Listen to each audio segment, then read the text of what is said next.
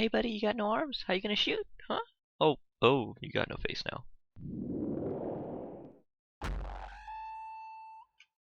Hey guys, welcome back to another Planetside 2 video. This one I'm going to be covering the little bit I know about certifications so far.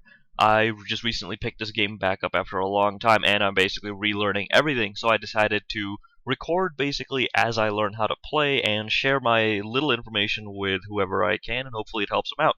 So, overview of certifications this time. What we're going to be going over is generally how to get them, how many you get for doing different things in the game, and what we should be spending them on. These are basically the main questions you have in a game like this, since it's free to play, so all the resources we get are very important to us. The first thing we're going to take a look at is basically what can you spend these guys on. You can buy different weapons with them. They're fairly expensive to buy, 750 up to 1,000 per gun, and this is pretty much similar across all the factions and all the classes. It costs generally the same to pick up different unlocks for different guns. You can also use certifications to pick up different abilities, and these will vary based on the class you choose. So for Combat Medic here, we've got Nano Regen and a Regen Field. Engineer's going to have a couple different ones. He's going to have a couple turrets here, and then his suit is going to be different ammo belts, grenade belts, and flak armors. And this goes similar for all the vehicles in the game. You're going to be able to unlock different kinds of passive systems upgrades for them, and different kinds of guns, and not only just the guns, but the different attachments for all the guns. Something I forgot to mention for the classes earlier is if you actually take a look at the gun, after you spend your 250 or 1,000 to unlock the gun you like, then you're going to also put extra attachments on it, and these are an extra amount of certifications. The best one to get personally is the scope here, because they're very cheap and they provide a nice aesthetic upgrade to the gun, and getting a scope makes it a lot easier to kill people and makes you a lot more efficient with your weapon, thus, increasing the amount of certifications you gain in the future. That's really what we want to focus on here, increasing the efficiency of our cert gain so that we can get the higher tier upgrades and be more basically free to spend our certs on whatever we want, because we're going to be getting so many more of them. So, how do you even get a certification point? Well, first things, it's really straightforward. 250 experience points earned in the game will get you one certification point. If you look at this screen right here, this little orange bar is actually how much experience you currently have towards your next certification point earned. When that fills up, you get 1 point, and that fills up at 250 experience in that bar. The next way you can earn certifications is by just actually playing the game. Whenever you get a certain amount of kill threshold with your guns, or a certain amount of objective score complete with a different equipment, you're going to get a ribbon, and these ribbons all give you 250 experience points, which is just another way of saying here's one free certification point. So that's really nice to keep in mind. You're just going to get those as you play. But there's also the directives feature in the game now. The more ribbons you get, the higher you're going to complete these little directives, and these give you little directive points, but they're also going to basically act as a catalog for how you can increase the amount of certifications you earn compounding on one another. Whenever you earn a certain amount of ribbons, you're going to be given a badge for a certain weapon, and this is going to give you an allotted amount of certification points. As you can see here, I've got a little bronze badge for the TX1 repeater pistol, but if you look at my cycler, I've got a silver badge. Getting a silver badge nets you about 10 certifications, I believe, whereas the simple bronze badge nets you 2 certification points. A gold one will net you 20, and I believe getting the Araxium badge will actually net you 200 certifications, although that is very hard to get. Not hard particularly, but it's quite a grind. You need 1,160 kills with a particular weapon to get the Araxium badge. Now, one of the big things to keep in mind is you're getting a lot of these little certs here and there, but everything you want to buy costs, 100. Sometimes the scopes and things like that cost 30, but the guns are usually 100, 250, 750, and then 1,000. It's really expensive to get a lot of the things in the game. But if you've got maybe 10 or 15 certs lying around, a good thing to do is actually go to your vehicles and look at these different utility slots you can put your points into. If you look at the optics, and then the ammo capacity, and then the utility as well, you can actually get a few of them. They don't cost at all, actually. They cost 1 cert point each to upgrade. So if you look at my Sunder, which doesn't have any upgrades on it right now, if I click on Optic, these cost 1 cert to do. Granted, these are incremental upgrades, so even if you unlock any one of these, you're going to get the default 1.25 zoom optics. It's still nice to pick up because it's better than no zoom optics at all.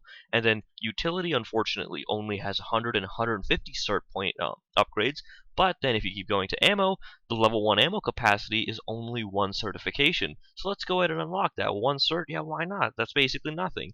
Unlock it, go ahead, click on it, and equip it. Same with the zoom optics. Let's just throw that on there because why not? 1 cert is pretty much nothing.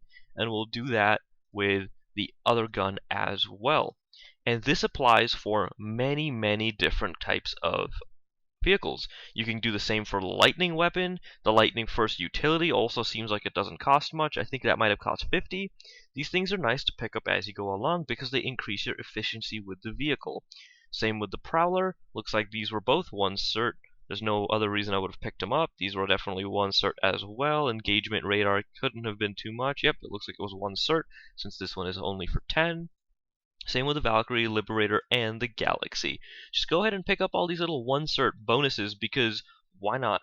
You're going to be a little bit better off on the field and it doesn't cost you pretty much anything. Getting everything here for your primaries and your secondaries is usually going to be, what's the 1, 2, 3, 4, 5, 6, 7, 8, 9, 22, 23, 24, 25, 26, 27, 28, 29. Looks like it's around 30, 31 certs if you get this little guy, the IR smoke. It'll probably be a little bit more, maybe around 50, 60 certs. So definitely go ahead and pick those guys up. It's nice to have. Now, another huge thing to keep in mind when you're playing Planetside 2 is that there is an EXP boost system in the game. Since there's going to be a lot of people paying for the little squad boosts and other people with memberships, there's actually a little boost tracker in the bottom left corner of your screen. If you take a look right down here, it says EXP reward bonuses. You get a bonus for playing on a underpopulated server for your faction. You get a defense bonus for defending an objective that currently has a mission on it, a general boost bonus for having your own boost activated, a membership bonus for having being a monthly member to the Planetside 2 game, a membership squad bonus. This is for anybody in your squad who currently has the membership and is providing you an extra little boost to your squad. A squad boost bonus is actually something different from the membership squad boost bonus. If you go into the store, you can actually see that there are these little 1-day boosts you can pick up. They cost a little bit of station cash, but if you pick them up, they give you a little bit of a boost for about a day or so. And if you pick up the squad boost bonus, it's a little bit more expensive, but it's nice because everybody in your squad gets a boost as well as you. Not as much as you're getting it, but they're going to get a little bit of a nice extra kick as well. So if you've got some friends lying around and they want to play some Planetside with you, maybe they're low level, and you got some station cash lying around, pick up one of those guys and give them a little bit of a more incentive to play. And the last thing is a mission bonus. If you look right here, you can see Mission Defend Hatcher Air Station. That means there's a current command mission being given to you to go and defend that air station. If you do go over there, you're actually going to get a mission bonus. Now these range from about 15% to 30% in some situations depending on how the fight is going and how many people are required to go over there. And then at the very bottom, as you can see there, it says total EXP modifier 44%. So that's quite a bit just for a population deficit. Just because there's not that many people where I'm at right now, I'm getting 44% more experience. If you couple that by being in a squad, maybe being a member, and then activating your own boost, you can increase your EXP gains by a ton. And if you think about it, if you're getting around 250 experience points per ribbon, and you can double that, now you're getting double your certifications very, very quickly. And the last thing that is going to increase your EXP gain is actually playing on a continent with an alert mission going on. Basically what these missions are is a 2-hour-long battle on a particular continent, and the winning team, the team that controls the most points on the map percentage-wise, is going to control the entire continent and then gain a substantial amount of EXP as well. But just for playing on the continent that has an alert currently going on it, you're going to get a 30% EXP boost just for being there and participating. Now, the longer you participate in this battle and the more things you affect, facilities captured, facilities defended, and kill deaths, and all the score per minute and everything, once that's all calculated in, it affects the amount of overall EXP you attain at the end. I don't know by how much this affects it, but I have noticed the more I participate in these continent-wide battles, the more EXP I'm awarded at the end of it. These do take 2 hours to do, but you don't have to stick around for the whole 2 hours. It's nice if you do because your team sometimes really does need the help. We actually lost one fight not too long ago with only 1% off. We lost by 1%. It was kind of devastating. But that's how much of a difference one player can make, and you're also going to get a ton of EXP boost for that. If you couple all of these together, then it doesn't seem that hard to get certification points anymore. Thanks for watching, guys. I hope this little rambling of mine really helped you guys out or gave you a little bit of a new idea on how to go ahead and start farming those certs in Planetside 2. Let me know if you guys have any more questions, and feel free to leave any comments, like and subscribe if you enjoy, and I hope to see you in some future videos.